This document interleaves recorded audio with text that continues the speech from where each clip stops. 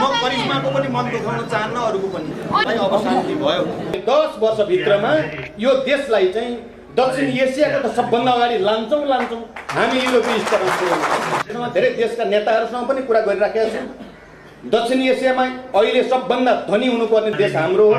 नयाँ नेपालको चलचित्र उद्योग कस्तो हुनेछ भन्ने कुराको इम्ब्रियोनिक भन्छ नि, त्यसलाई भ्रूण भनौँ, यो यहाँ जम्मा भएको अनुभूति मैले गरेको छु। विगत हामीले केही नराम्रो पनि गर्यौँ। हामी ऐतिहासिक समीक्षाको प्रक्रिया नठाने हुन्छ।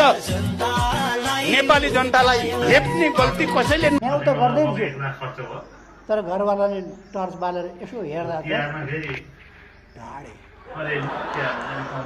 भेट्नु कुहेर झरेका दुईटा फलहरूले रुखै मै हुँ भनेर दाबी गर्ने, त्यसले पनि रत्न पार्कमा जम्मा गर्छ।